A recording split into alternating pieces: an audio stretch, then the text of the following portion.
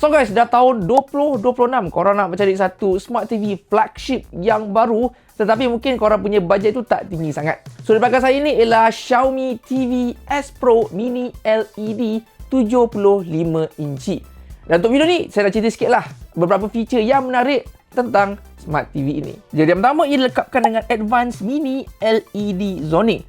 Jadi apa yang menariknya, Mini LED ni dia mampu untuk mengawal cahaya di setiap sudut gambar. Jadi disebabkan tu juga dia boleh memancarkan kualiti gambar yang sangat baik. So korang akan dapat gambar yang cukup berkualiti, high in detail dan very crispy image. Dan tambah juga Mini LED ni pun dia ada light sensor di mana dia boleh adjust brightness secara automatic. Yang kedua ialah dia ada Dolby Vision dan juga Dolby Atmos. Jadi TV ni dilengkapkan dengan 15 watt speaker yang telah ditune oleh Harman Audio EFX. Jadi korang tak payah nak tambah soundbar lah sebab dia punya speaker sendiri pun dah cukup sedap.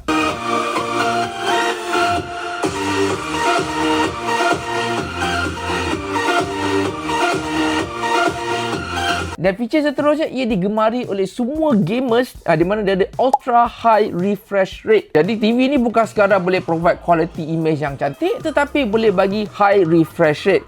Jadi secara nativenya dia punya refresh rate 144Hz, tetapi dia ada feature game mode di mana kalau korang activate game mode ni, dia akan tingkatkan lagi dia punya refresh rate setinggi 288Hz. So korang boleh main game dengan lebih smooth dan tak ada rasa sangkut-sangkut. And last but not least, dia ada feature yang paling saya suka ialah ada Google TV built-in.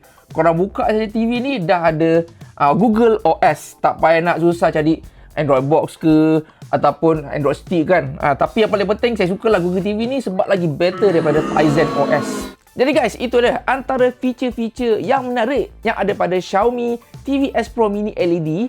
Jadi untuk yang belakang saya ni, saiz dia ialah 75 inci yang harganya dalam RM4,000. Tetapi kalau korang nak murah sikit, boleh pilih yang 65 inci ataupun yang 55 inci. Jadi apa pendapat korang tentang Smart TV ni? Berbaloi ke ataupun tak? Boleh komen di bawah.